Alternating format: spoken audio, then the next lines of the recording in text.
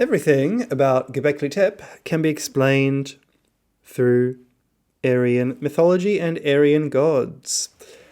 That is the title of the video. We will get onto the Zosa Part 2 of the Sphinx Imperial units in a later video. That is very interesting. It's going to be possibly showing that a 3rd Dynasty pyramid was built on top of 4th Dynasty ruins, which is somehow a little bit odd to think about. But anyway, Göbekli Tepe, what's going on?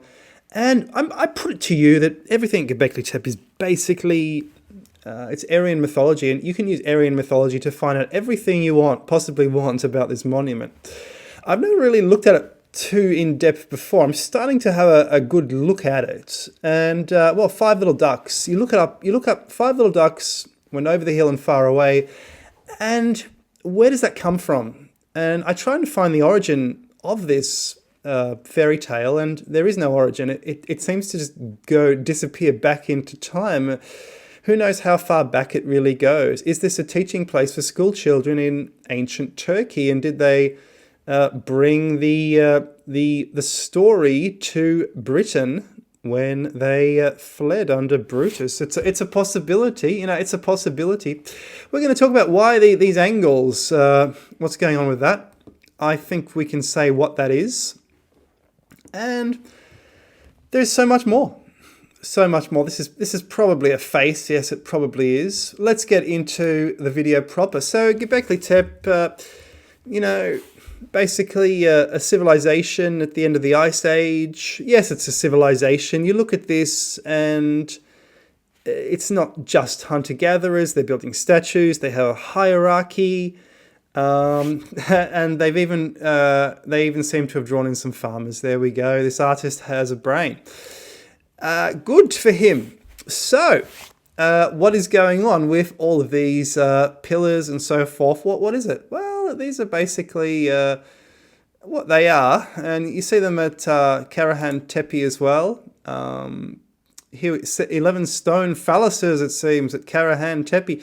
What this is basically, these are Shiva Linga in a pool of water, and I guess Indians probably already know this. That is all it can be.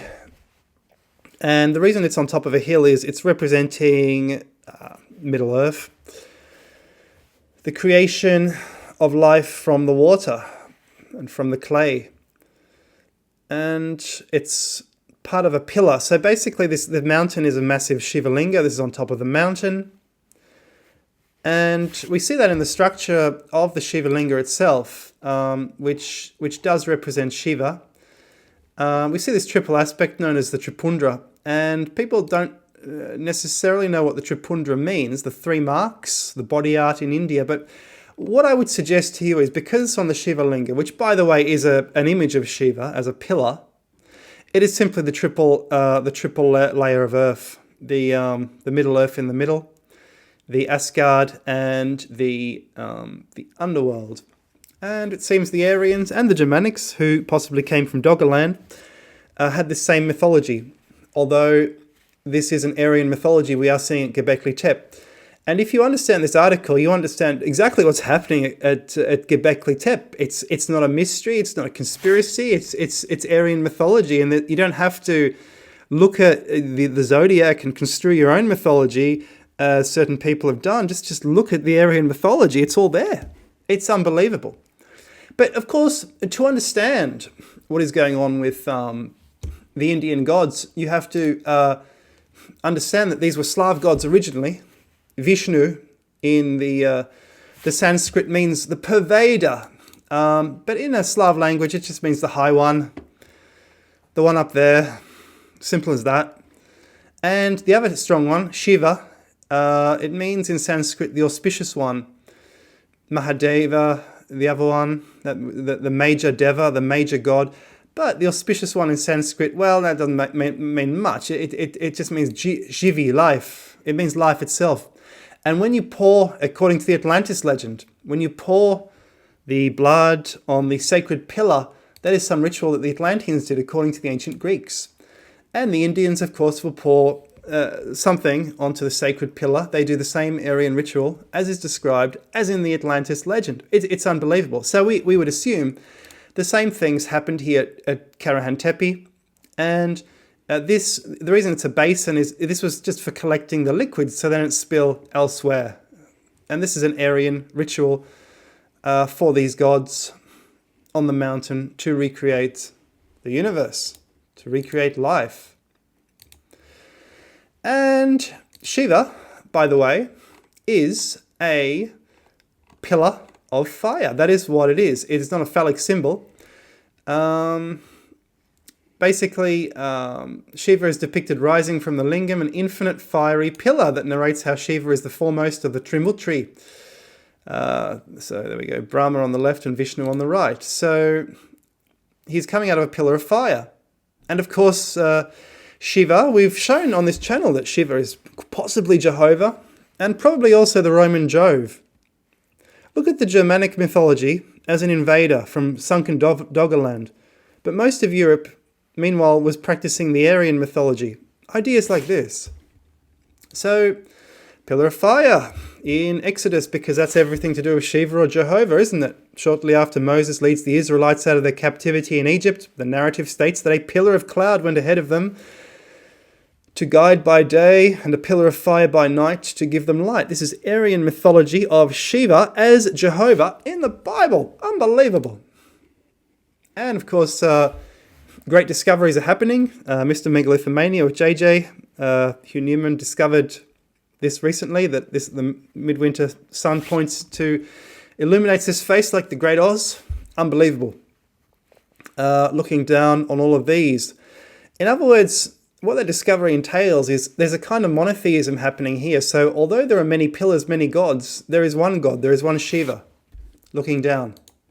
So that's monotheism at Göbekli Tepe. And the same thing is found in churches all the way down. This is the first of the European head of gods, you could say. Unbelievable. And yes, this is what Shiva is. It is a pillar.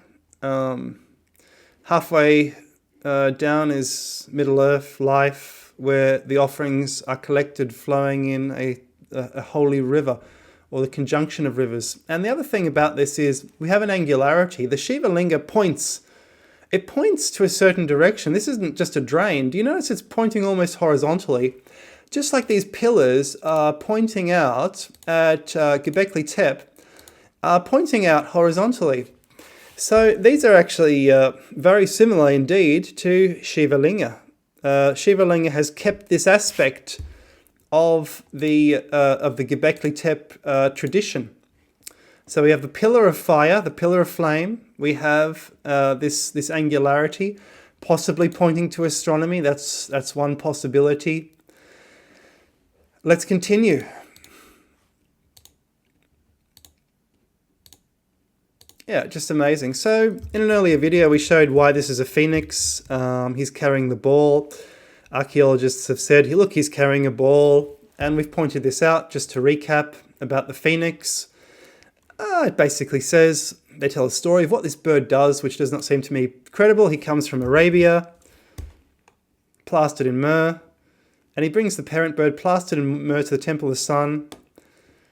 In order to bring him, he first forms a ball of myrrh as big as he finds that he can carry. Then he hollows out the ball and puts his parent inside after he covers over the opening with fresh myrrh. The ball is exactly the same weight as the first, so he brings it to Egypt, plastered as I've said, etc., etc. We've gone over that in a previous video. Aryan mythology or Egyptian mythology. Is it one and the same? Here is an article from a Dr. Skinanta Sastry, and he says, and he shows this winged disc as Gandabarunda in Egypt, and he says, coming to the Vedas, we find the winged disc and the tree of life are recognized as indicating the spread of Aryan culture in the Near East. Frank Fort, from a study of the North Syrian designs, has argued that the winged disc of the Egyptian monuments was the most impressive of symbols of the Egyptian Empire into the 2nd millennium BC, and that it was combined with the Indo-European conception of a pillar supporting the sky being pictorially represented by means of outstretched wings supported on one or two pillars and surmounted by a disc. Yeah, interesting. So this is related to the phoenix. Phoenix is related to the sun.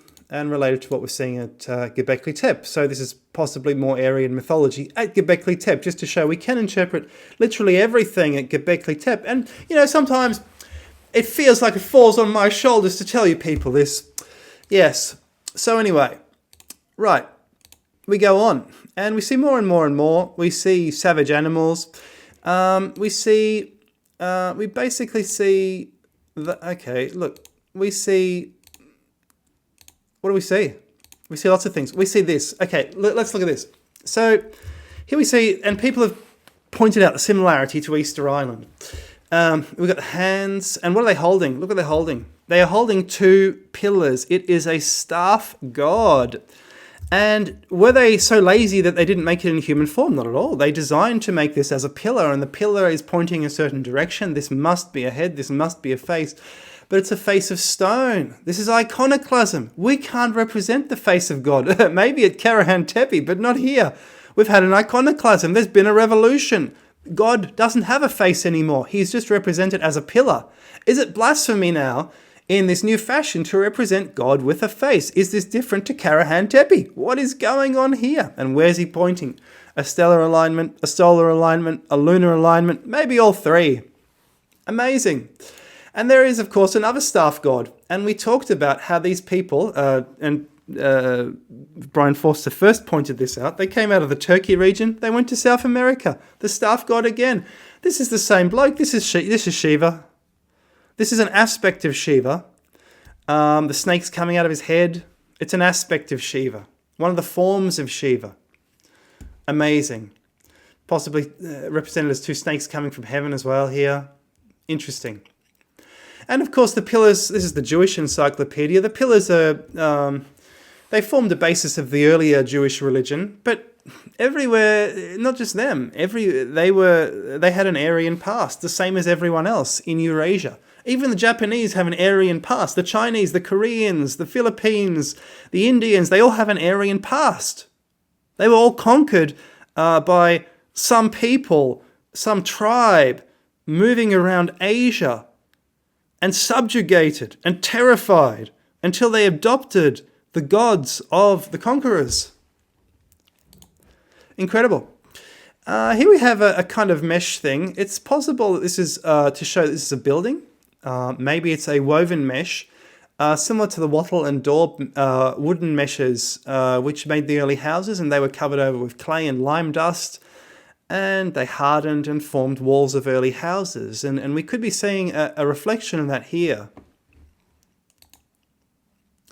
And of course, oh yes, that's right. So there's another thing here. What is that? It's the bloke Ziggy Dan, he on Twitter, he showed this, something like this. And this is, of course, the monkey coming from heaven. Here we have it as the form of a possibly a snake as well. It is the Asian monkey coming from heaven. More Aryan mythology at Göbekli Tepe. Basically, if you study this, he wanted to be immortal. He erased his name from the book of life and death. He tried all sorts of things to finally become immortal. Along the way, he taught humans, because he was such a trickster, he decided to go down to earth and teach humans how to read and write and the sciences. And here we have him reflected in several different images at Göbekli Tepe. This is another one. It's amazing. And if you look up who this is actually Toph. Toph represented as the monkey as well as an ibis. And he had many roles. He was the scribe of the gods, invention of writing and Egyptian hieroglyphs. In the underworld, Duat, he appears as an ape, the god of equilibrium, who reported when the scales weighing the deceased hearts against the feather represented the principle of Ma'at was exactly even. Just unbelievable. So, there you go. Unbelievable. Just unbelievable. There we go. Göbekli Tepe, Karahan Tepe, Aryan mythology of Eurasia, the Aryans being all these people here, the Germanics possibly emerging from a sunken Doggerland, they invaded, and we've shown the absolute utter paradoxes. I truly believe Hitler thought that he saw Germans all over the map and he thought he could conquer this vast area, but they never were. They were actually Aryan tribes, and Germany was just not a language, but it was a geographical area. But actually it was the Aryans already living here, and it was their mythology that inspired Göbekli Tepe and Karahan Tepe. So I think I've presented a fairly strong case. Your comments below, so long as they're not mean-spirited. And I might look forward to seeing you in another video. And I hope you've enjoyed seeing how Göbekli Tepe is 100% possibly Aryan mythology. Just amazing. Just absolutely amazing. Amazing.